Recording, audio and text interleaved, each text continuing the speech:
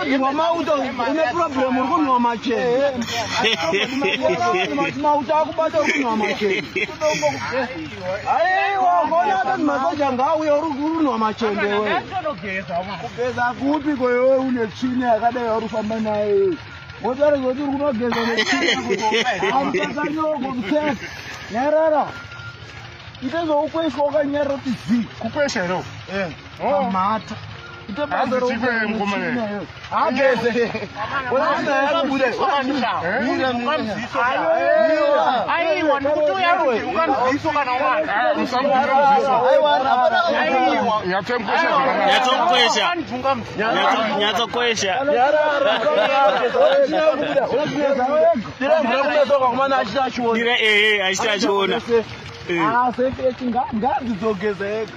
Dombori kupi kwa mandani dombo ujara dombori nani?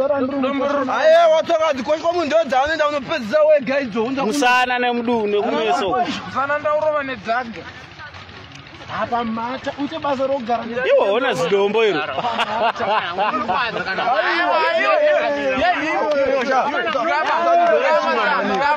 Tandizore chima mani. Ona zesa kangwa iriko pa mata. Ona zidombo iro. Ona zidombo iro. Kama sha. Kama zore chima mani.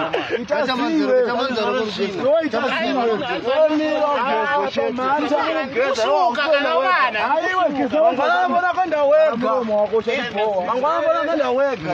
Yairi pende mangwana kwenda wega. Ngireka kuma. Dombora yana naonaka. Mama acha ameleta kaenda huko. Aiwa sieka ukundoke. Geza.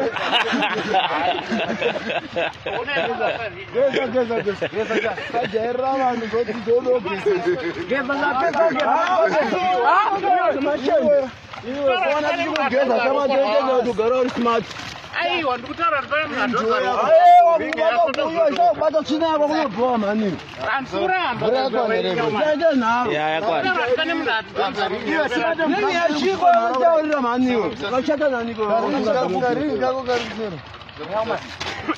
Right. Watarra ring seni. Chimsiya chipedzeza. Ayo usara semvura. Aiwa mvura ndo artogeza nayo. Yato waipa ogeza machendesa. Yama. Chama koshera tino kuita asesi mateta mangwana zoeda kwenda kumvura iziwa. Kuti ubate simati yochiti basa madhodhi. Unodusa ikona. Akwana chimsiya.